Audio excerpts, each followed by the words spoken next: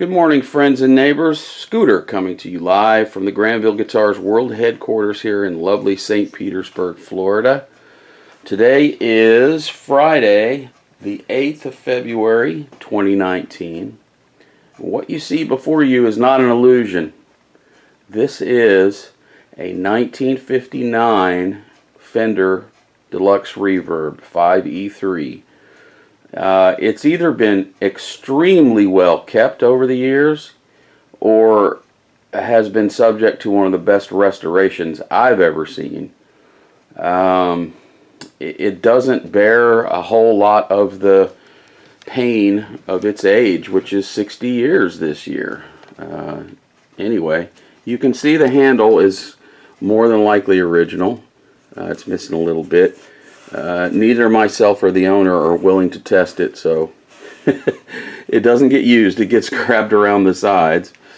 You can see that the grill cloth is just pristine, and may or may not be original, because I hope I look this good when I'm 60. The badge is extremely clean, and there you go. It doesn't look like a repop, so it could very well be original. This thing has just been very well cared for over the years, and as I say, if it has been recovered, whoever did it knew exactly what they were doing and did it in exactly the way that we'd like to see it done. Mojo Tone does a fantastic job of recovering these amps. Just a little plug for them while we're on the subject. If you ever need that sort of work done, seek them out. Here's a clue right here. There is some aging on the covering right there. It's kind of dry where it didn't get enough lacquer. This sometimes happens right there. I don't see any on the other side. But it looks the feel of the linen is quite old. I just think it's been really well cared for. Let's get down here a little lower. Let's take a look at the panel first. This is one of the truly amazing things about this amplifier is how clean the control panel is. It's just squeaky clean. You could eat a sandwich off this thing. It's just been well cared for, I think. Original knobs are in place. Everything is as it should be. Let's switch around so it's a little more light here. It's been worked on a couple of times internally, clearly by people who know and respect what's going on here. It's had a grounded power cord added at some point. The filter caps, as we're going to see in a moment, have to go. They have burst out the end, and I'm going to show you that here in a second. You can see all the old yellow Astron caps from the era as they should be there. And here's one spot where it's usually grimy and grungy and crusty in these amps. And stuff will collect down in this area here, dust and crud and grime and things. But this thing is just immaculate down there. It's as clean as the day it would have left the factory. So everything looks to be in good shape down here in the bottom end of this thing. Those two resistors on the power tubes, those 1.5Ks, those may not be original. I'm not entirely certain of that. It's got some nice old tubes in it as well. It's got some Sylvania smoke glass right there, and an RCA rectifier tube, very clean. Haven't tested those yet, but I'm going to. There's the original Jensen speaker, correct for the era, as you can see. Tube label is present. It's immaculate, as you might expect. I'll try and get a better shot of it later once the rec tube is out, but it's there. It's 5E3. It says 39 IJ on it. which is what you'd want to see. There is a little signature scrape there on the board, and down in the bottom of it there's an actual signature on the board there. Yeah, maybe I gotta zoom out. Bill K, December 1, 59. So somebody was proud of this thing and actually signed it. You know, it's pine, joined as you would expect. There's the old school finger lockers down there. So yeah, it's just in really, really nice, clean shape. Is it all original? I'm suspecting that it probably is. It's so clean, the cabinet, that I really can't say for sure whether it's original or it's been redone. I'm kind of thinking it's original and just extremely clean, because if it has been redone, somebody knows how to relic these things properly and subtly, so that it doesn't grab the eye too much. So anyway, the complaint on this amp, and the reason it's here, is for a general check. Let me place the amp in such a way that we can have a look. Well, it's going to be kind of hard to get the camera in there, unfortunately. Hopefully you can see that. The positive ends of those big 16 microfarad capacitors have burst. All three of them have burst open, so they're leaking, and those have to go away. So that's the primary job today. I'm only going to replace what I have to replace. That's pretty much my modus operandi on an amp this cool and this clean. And what that means is that things like these Astron caps here, these are vital to how this amp sounds. So I'm not going to pull those out unless they're passing so much DC along to the volume controls as to be unusable. And I'll still leave them in there if they're leaky. They've got to be pretty bad before I'll pull them out, because they really are important to the sound. These little guys here, these low voltage caps, in a tweed like this, I don't immediately yank those out. Those bypass caps, these two right here, they're fairly low voltage. They can last a fairly long time. I've seen them go much longer than this, but we'll see after it's powered up. I actually haven't heard the amp powered up because we have to replace these three first. And your bias cap down here may or may not get replaced. I'm going to replace these first and then apply power to the amp and see what we get. If everything functions normally, I'm going to leave this other stuff in place. I'm not a fan of just looking at something and saying, oh, that's old, that needs to come out. Well, let's put it on the bench. Let's see what it does. Now, in these main filter caps, I'm more inclined to go that route, just because they're, you know, handling high power and take a lot of abuse. So anyway, I'm going to pull these caps and get right back to you. Here's a little something that can be educational if you don't know about pot codes. We can see right down here, this particular pot with that Astron cap attached to it is the tone control.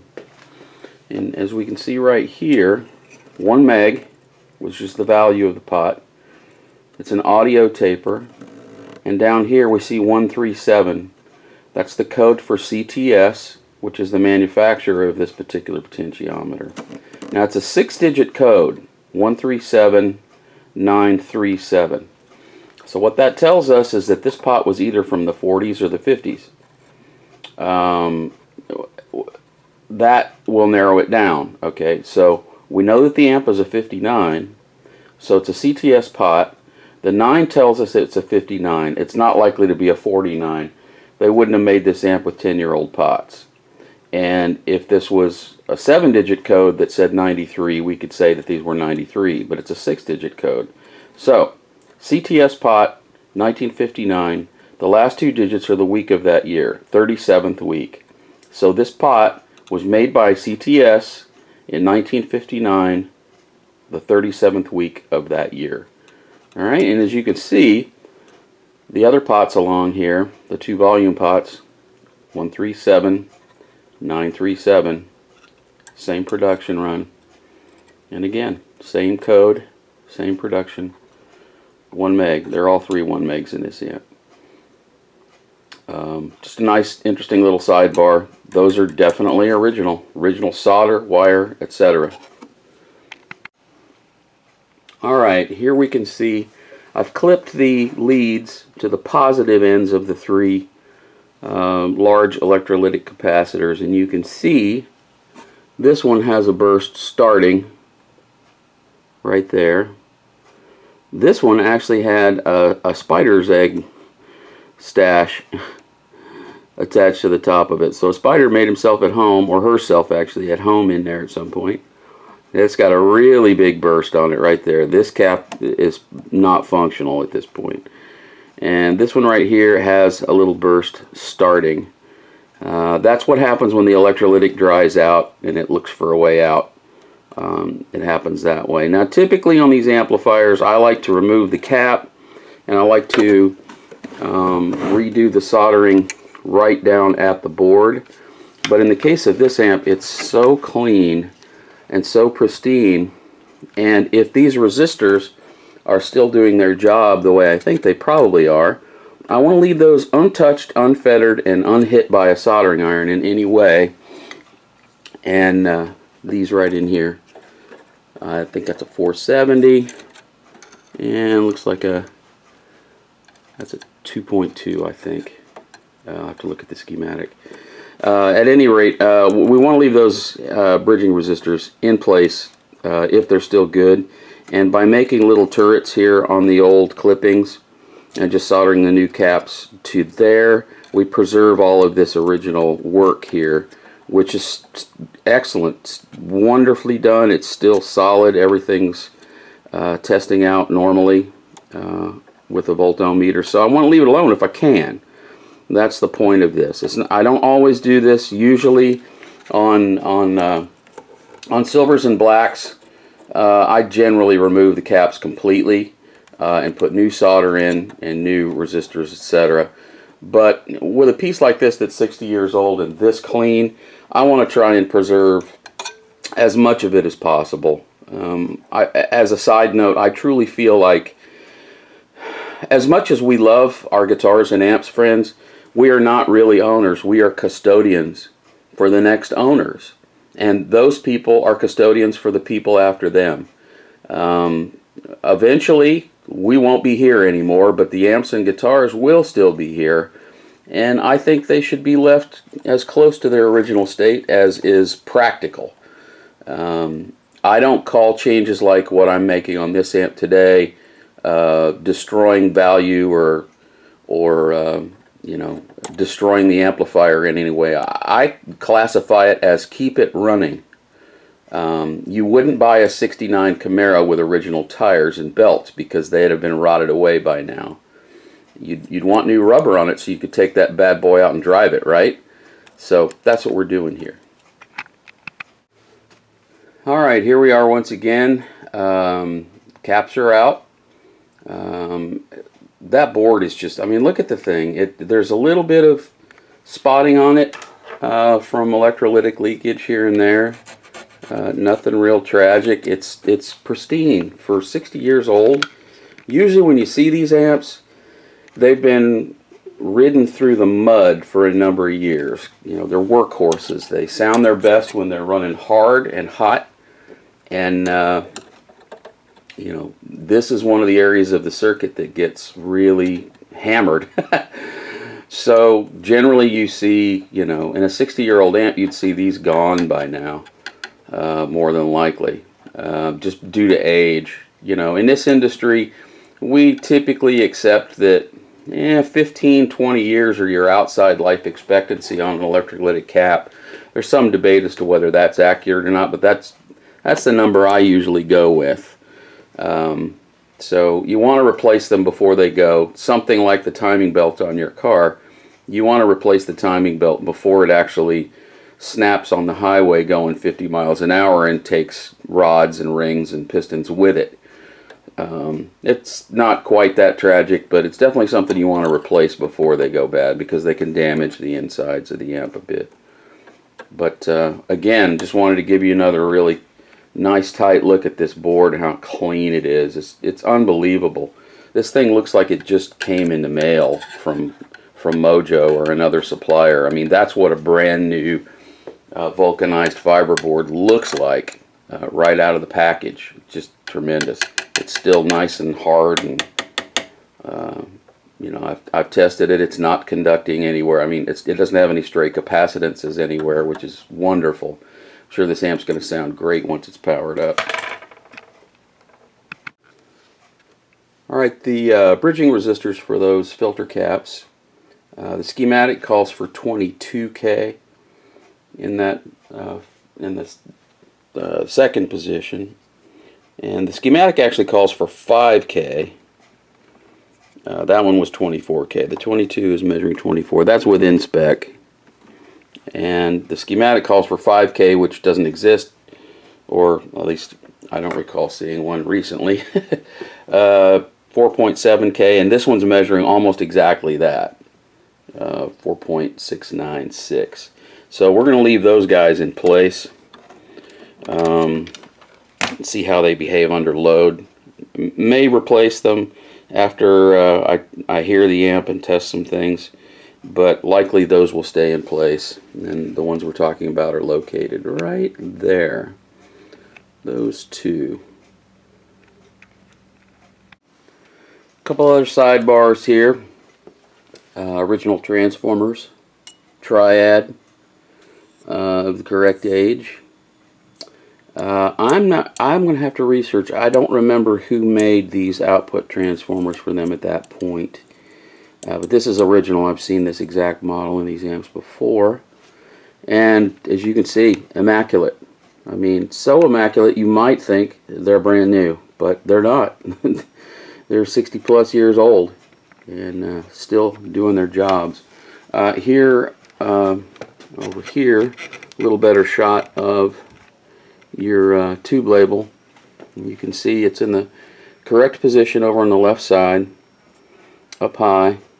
This one's sideways. I've seen them sometimes like this. Usually you'll see them with the bottom down here. Anyway, there's your production number. It's a 38. I thought it was a 39 earlier production number. IJ is the stamp. Let's zoom in there. You can see it. From a distance it looked like a 39. I apologize for that. I didn't zoom in far enough before I shot my mouth off. Also, we've got here's that original Jensen. Once again, 220908. That's what you want to see. It's definitely of the right age. And the other code down there, PR12RC59163. So, yeah, that's legit as well. Nothing but legitimacy surrounding us in this thing. Alright, here we are back inside the chassis. And you can see that I've replaced the electrolytics. I went ahead and replaced the little one down at the bottom, this little 2525, and I increased it to 50. It's quite a brutal place in the circuit with this big ceramic resistor in parallel here. And as you can see, if you look closely, hopefully I can zoom in here without too much trouble. The way I did this was I clipped off the original resistors there and put the old lead straight up in the air and wrapped around that. When it comes time to do these again someday, it'll be real easy to replace out for new. Used F&T. I'm pretty much using F&T exclusively these days. I vacillated back and forth between a pile of different brands for a while. We used to use Sprague Blue Atoms all the time. There were some questionable supply lines for a while there on the Spragues, and I haven't learned to trust them again. Plus, they're just way more expensive, and in some A/B tests that I did a year or so ago, didn't really hear enough difference to my ear in the amps I was trying them in, which were several. Went back and forth between F&Ts and another brand, in a Marshall, ironically a Tweed Deluxe, a Fender Twin, and one other amp that's escaping me right now. So in my own taste tests, if you will, the F&Ts have really won out, and I'm sticking with them. They just perform well. I've had very few problems with them. Failure rate is very low, if not non-existent. So yeah, the filter caps are in. I'm heating up the tubes and the tube testers to look at them for leakages, etc. And if that all passes, we'll load up the tubes and start bringing this up slow on the Variac. Alright, this, friends, was a long job. I've been working on this thing since this morning about 8 o'clock. Right now it's a little after 4. I managed to finally eat some lunch about 3. I was really planning on having this thing done completely by lunchtime, and it just didn't work out that way, I'm sorry to say. Anyway, as you can see from this angle, we have our new filter caps. I ended up replacing the bridging resistors because the voltage drops were off in this area when I was testing voltages. Also went ahead and replaced these two 0.1s here and these two splitters, these two 20Ks. They take a fair amount of pounding in this amplifier. Then down here, left a lot of the resistors in place, as you can see. Maybe you can't, hopefully you can. These caps in here were slightly leaky, but I was able to make it work without. Replaced this bypass arrangement here and here. And also, unfortunately, when we got to the end of all of this, and after I changed all these caps in here, and I ended up I did change this smaller one down here. Went with a 25 at 50. I was hoping I wouldn't have to, but let me get this down here so you can actually see it. That one. I was hoping I wouldn't have to replace it, but I did. Hang on, let's get over here where the light will be. There we go. That's much better, isn't it? This guy right there. I was hoping to not have to replace that one, but I did. And all of these got replaced. And at that point, so there were some weird voltages going on. Overall, it was close to where it should have been voltage-wise in most places, but it just sounded horrible. So at this point, I stopped and temporarily wired in a new output transformer, and it immediately sounded better, much better. It still sounded a little bit lifeless and a little bit flabby and anemic to me. So at that point I went on to these other components and tried to get tolerances better. Before you flame me in abject horror, every single thing that I've done here can be undone if necessary, with the exception of these large filter caps. The old ones were leaky, as I showed you earlier, and there's no need to put those back in. But all of these other caps, even though it would make it sound lousy again, all of this stuff can be put back. It was removed whole and clean, and could easily be replaced to its original state. All of this stuff, the bypass here, this cap and resistor, this bypass here, these two caps, these two resistors, all of this could be put back. Now, where the transformer is concerned, the output transformer, I've installed a modern replacement, a Mojo Tone. It sounds wonderful, and you're going to hear it here in a few minutes. It's going to hold serve for right now. I believe we're going to send the original transformer off to our good friends over at Mercury Magnetics, and I think we're going to look into having that one rewound. This one's in wonderful enough shape and sounds good enough. If that was rewound so that it sounds good again, would add a lot of value back to the amplifier. So I think the output transformer swap on this amplifier is a temporary thing. I think that we're going to have the other one rewound. It's fairly expensive, but it does add value into a vintage piece like this. Alright, let's see what it sounds like.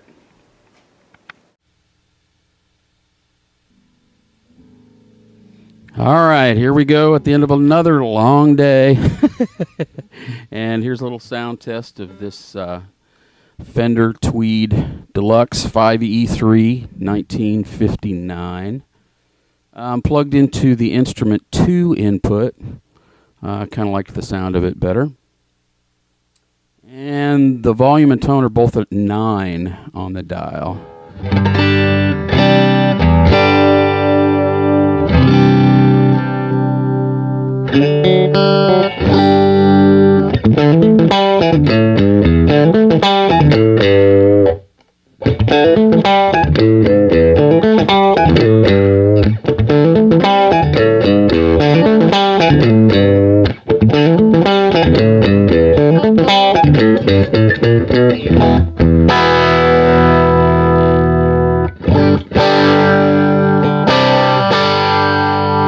Just goose the tone control a little bit, and it kind of pushes the front end a little more.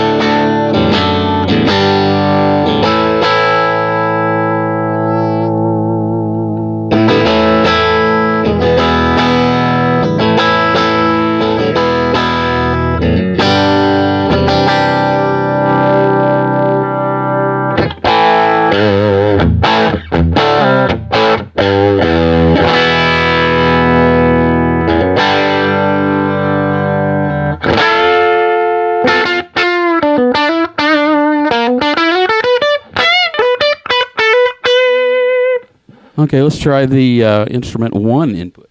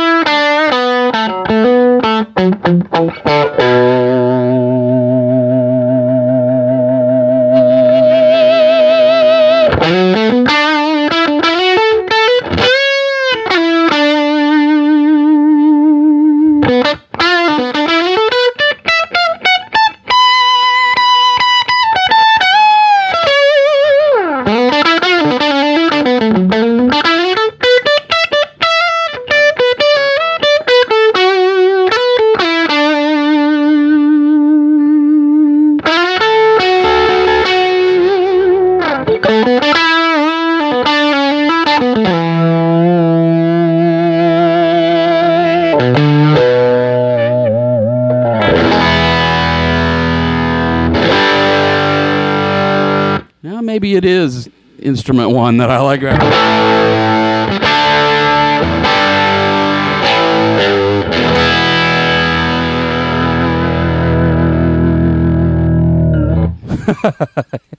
Well, there you go. If you back off the volume just a little bit.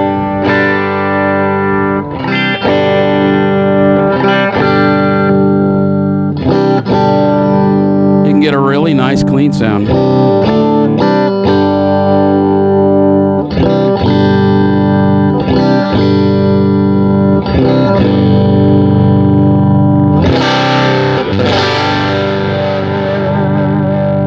And then you turn it up and the world explodes. Anyways.